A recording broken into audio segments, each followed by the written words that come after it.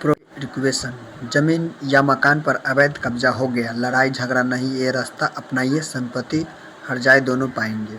यदि आपकी ज़मीन या मकान पर अवैध कब्जा हो गया है तो झगड़े से बचें और कानूनी प्रक्रिया अपनाएं। आईपीसी धारा 441 और 447 के तहत आप शिकायत दर्ज कर सकते हैं। कोर्ट से मुआवजा और कब्जा हटाने का आदेश ले सकते हैं। संपत्ति के लिए कानूनी सावधान सबसे सुरक्षित और उचित तरीका है।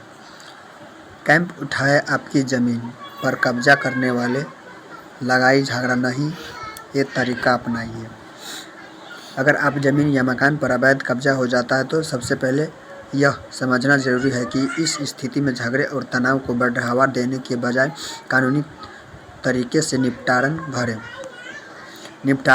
भारत में ज़मीन पर अवैध कब्जा एक अपराध है और इसे कानूनी रूप से हल करने का कई प्रावधान हैं। ऐसे मामले में आपको न सिर्फ कब्जा की गई संपत्ति वापस मिल सकती है बल्कि हर्जानों का भी दावा कर सकते हैं। आइए जानते हैं ऐसी स्थिति में कौन कौन से कदम उठाए जा सकते हैं और किस कानूनी के तहत कार्रवाई करनी चाहिए। भूमि आक्रमण और अवैध कब्जे का क्या होता है? अवैध कब्जे का मतलब होता है कि कोई भी व्यक्ति गैर कानूनी तरीके से किसी की ज़मीन या मकान पर अधिकार कर लेता है। यह आमतौर पर तब होता है जब किसी खाली ज़मीन पर कोई व्यक्ति अस्थायी निर्माण कर लेता है या निर्माण का उपयोग शुरू कर देता है। ज़मीन पर कब्जा करना या भूमि अतिक्रमण भारत में अपराध माना जाता है। भारतीय दंड संहिता आईपीसी की धारा 441 इस तरीके से ज़मीन पर कब्जा या अतिक्रमण से जुड़े मामले पर लागू होती है। अगर कोई व्यक्ति गलती इरादे से किसी ज़मीन या संपत्ति पर कब्जा कर लेता है तो इस मामले में आईपीसी की धारा 447 के तहत आप उस पर जुर्माना लगाया जा सकता है और साथ ही 3 महीने का जेल की सज़ा भी हो सकती है। अवैध कब्जे होने पर क्या करें? अगर आपकी ज़मीन की संपत्ति कोई अवैध कब्जा कर लेता है तो आपको निम्नलिखित कदम उठाने चाहिए। शिकायत दर्ज करें। सबसे पहले आपको संबंधित पर स्थानीय अधिकारी से इसकी शिकायत करनी चाहिए। अपनी ज़मीन या संपत्ति कागजात के साथ अपना पुलिस थाने में भी इसकी शिकायत दर्ज करवा सकते हैं। कोर्ट से याचिका दाखिल करें। ज़मीन का असली मालिक कोर्ट में याचिका दाखिल कर सकता है।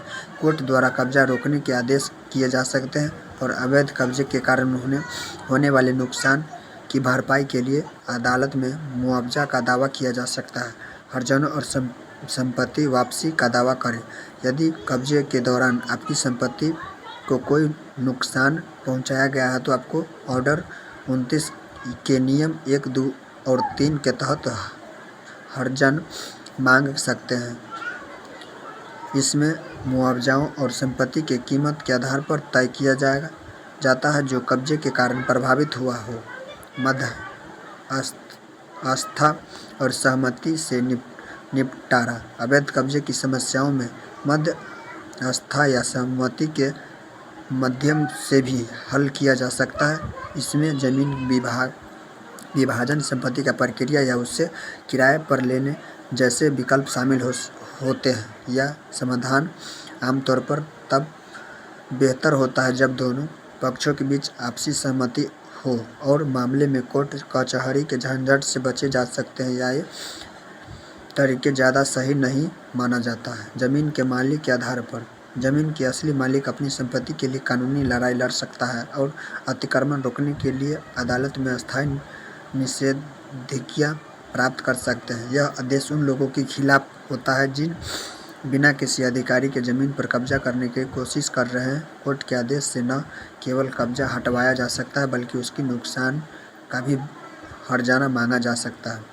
वीडियो अच्छा लगे तो लाइक, कमेंट और शेयर जरूर करिएगा। भारत में अतिक्रमण से जुड़े कानूनी प्रावधान। आईपीसी धारा 441 अतिक्रमण का कब्जा मामला। आईपीसी धारा 447 अवैध कब्जे करने पर जुर्माना के 3 महीने तक का जेल। ऑर्डर 29 के नियम 1, 2, 3 अवैध कब्जे के कारण हर्जाने का दावा। जमीन और मकान जैसे अचल संपत्ति का अवैध कब्जा भारत में एक ही गंभीर अपराध माना जाता है। यदि आपकी ज़मीन कोई अवैध कब्जे करता है तो लड़ाई झगड़े के बचते हुए कानूनी प्रक्रिया का सहारा लें। पुलिस कोर्ट के माध्यम से न केवल कब्जा हटाया जा सकता है बल्कि मुआवजा भी प्राप्त किया जा सकता है। इसलिए सतर्क रहें, अपनी संपत्ति का सही दस्तावेजीकरण कराएं और किसी भी अतिक्रमण की स्थिति में तुरंत कानूनी कार्रवाई की जाए। वीडियो अच्छा लगे तो लाइक कमेंट और शेयर जरूर करें अपने दोस्तों के साथ। जय हिंद, जय भारत।